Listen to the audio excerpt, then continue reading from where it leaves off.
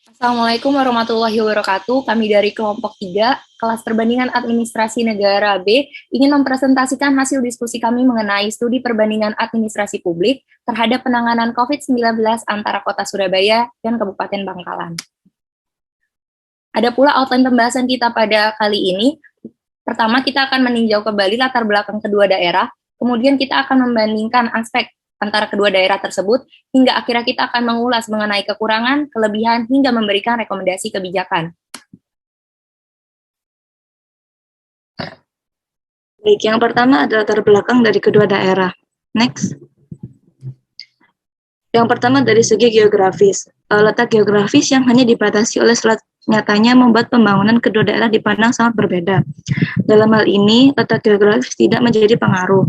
Maka, menilik lebih jauh pada bagaimana pengelolaan pembangunan dijalankan di antara Kota Surabaya maupun di Kabupaten Bangkalan. Next. Yang kedua, dari segi budaya. Di Surabaya, budaya yang terus dilakukan oleh masyarakat adalah kebiasaan cangkruk sampai pagi.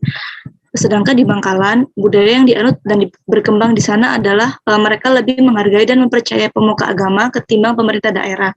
Selain itu, orang Madura dikenal dengan pembawaan watak yang sangat kaku dan keras. Next.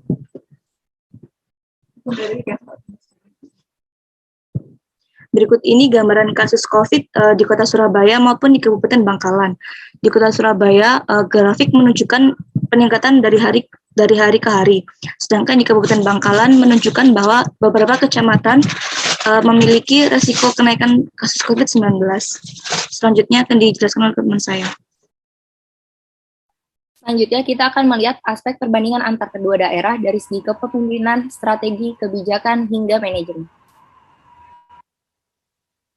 Yang pertama adalah aspek kepemimpinan. Nah, yang pertama pada Kota Surabaya, pada kepemimpinan Bu Risma ini banyak media artikel berita dan opini masyarakat mengatakan bahwa kepemimpinan Bu Risma ini cukup kurang efektif dan kurangnya koordinasi kepada masyarakat ataupun sosialisasi kepada masyarakat. Dan pada kepemimpinan Pak Eri, masyarakat beropini bahwa kepemimpinan Pak Eri ini cukup komunikatif dan responsif. Nah, sedangkan untuk Bupati Bangkalan sendiri dinilai kurang tegas dan kurang menggandeng kepala desa dalam memberikan edukasi dan sosialisasi dalam penanganan COVID-19. Next.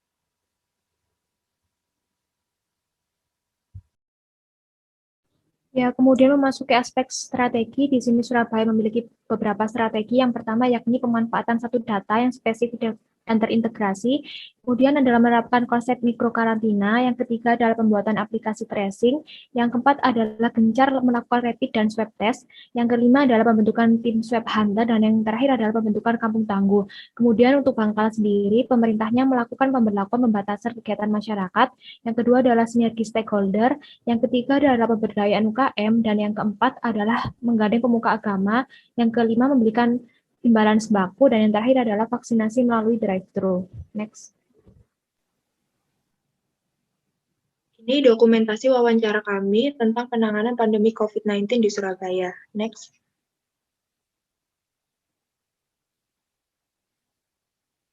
Kemudian memasuki perbedaan aspek kebijakan antara daerah Surabaya dan Bangkalan. Sebelum itu, saya mau menjelaskan tentang teorinya terlebih dahulu. Di sini dikatakan bahwa kebijakan memberikan efek samping yang berbeda di setiap wilayah dan menjadi akar masalah. Seperti halnya kebijakan antara daerah Surabaya dan Bangkalan ini. Bisa jadi kebijakannya itu sama, seperti halnya ketiga indikator kebijakan ini, namun nanti hasilnya bisa jadi berbeda.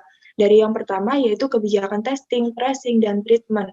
Kalau di Surabaya itu pemerintahannya sudah tegas, responsif, bahkan mengantarkan pelayanan 3T itu langsung kepada masyarakat.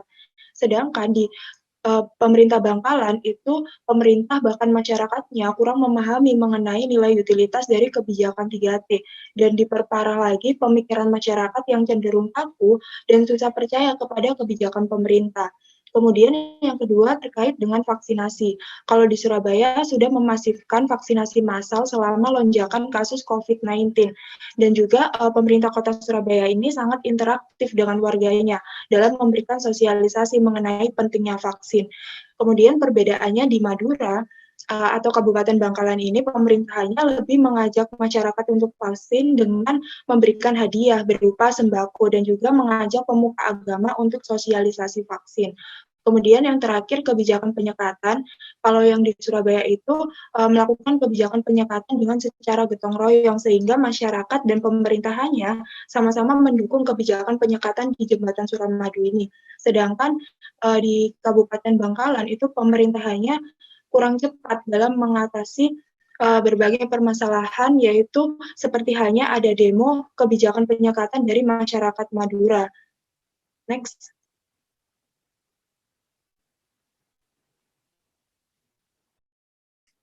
Selanjutnya adalah dari aspek manajemen. Untuk menanggapi hal ini, kita juga perlu melakukan manajemen krisis, di mana perlu mengatur, mengarahkan, menerapkan tindakan yang dapat meminimalisir dampak dari ancaman yang terjadi, sehingga dapat menyelesaikan permasalahan yang ada. Melihat dari Surabaya, manajemen krisis yang dilakukan lebih menekankan pada pengawasan dan perketatan apa yang telah dilakukan, seperti pengawasan pada instansi, pasar yang menjadi sumber kerumunan, mobilitas penyekatan antara Surabaya dengan Madura, hingga evaluasi yang difokuskan pada 3 hal. Nah, melihat juga dari penanganan pasien di rumah sakit, dengan melonjaknya kasus harian, maka kapasitas dari rumah sakit juga semakin tidak terbendung, mengakibatkan banyaknya pasien yang tidak tertampung hingga terlantar. Beralih pada Bangkalan, upaya yang telah dilakukan masih menuai banyak catatan, lantaran pemerintah yang di sini tidak proaktif dan adaptif karena melakukan reaksinya setelah terjadi suatu aksi ataupun suatu kasus, seperti lonjaknya kasus corona. Yang kedua adalah mengenali pengelolaan tinjauan tes yang buruk, di mana banyak tes yang disembunyikan sehingga menghambat penelusuran kontak. Yang ketiga adalah kepercayaan publik yang rendah mengakibatkan masyarakat yang tidak percaya kepada pemerintah karena mereka hanya dianggap sebagai objek kebijakan saja.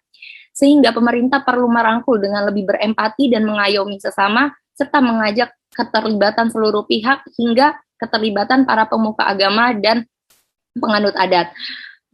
Di samping itu, ada juga keteledoran dalam penyekatan, di mana dalam hal ini petugas yang berjaga perlu kembali berfokus pada tupoksinya. Berikut adalah contoh wawancara yang telah kami lakukan by chat, dan ini merupakan hasil wawancara secara langsung. Berikutnya adalah kesimpulan.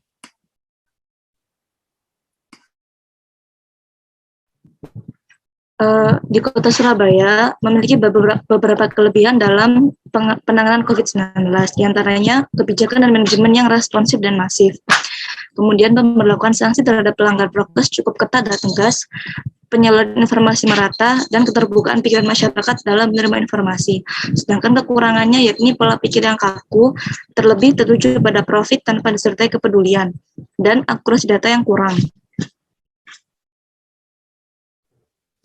Kemudian memasuki Bangkalan, di sini Bangkalan memiliki 2 kelebihan. Yang pertama adalah memiliki inovasi dalam mendorong masyarakat dengan memberikan sembako untuk mengikuti vaksinasi.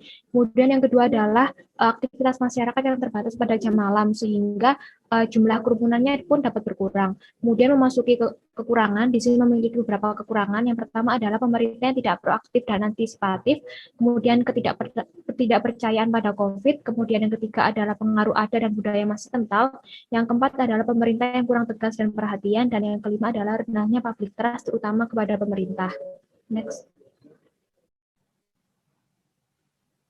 Di sini kita juga menyebutkan banyak sekali saran untuk mengatasi permasalahan pandemi COVID-19 bagi Kabupaten Bangkalan dan Surabaya. Yang pertama yaitu menyatukan sinergitas, 2 meminimalisir tersebarnya hoax, ketiga meningkatkan efektivitas dan melakukan penunjangan akurasi data, keempat yaitu melakukan optimalisasi pengawasan, kelima memasifkan peninjauan, dan keenam meningkatkan public trust. Ketujuh yaitu memaksimalkan sosialisasi dan literasi edukasi. Kedelapan yaitu melakukan pendekatan secara top down dan menekankan pada aspek sosial budaya. Kesembilan yaitu melakukan evaluasi secara berkala, dan yang terakhir yaitu mengoptimalkan kebijakan agar tidak tumpang tindih dan implementasinya harus lebih tegas lagi. Next. Selanjutnya ada pula rekomendasi kebijakan implementatif dari kelompok kami. Yang pertama, sinkronisasi kebijakan antara pemerintah Kota Surabaya dengan pemerintah Kabupaten Bangkalan dan implementasi yang lebih tegas lagi. Yang kedua, adanya evaluasi berkala sebagai perbaikan dan perubahan pola pengawasan seperti razia dan pencegatan sebagai salah satu upayanya. Yang ketiga, pendekatan yang bersifat top down dan menekankan pada aspek sosial budaya yang telah berkembang. Demikian presentasi dari kelompok kami. Mari kita berpartisipasi bersama untuk dapat membangkitkan keadaan yang ada di daerah masing-masing. Terima kasih atas partisipasinya. Wassalamualaikum warahmatullahi wabarakatuh.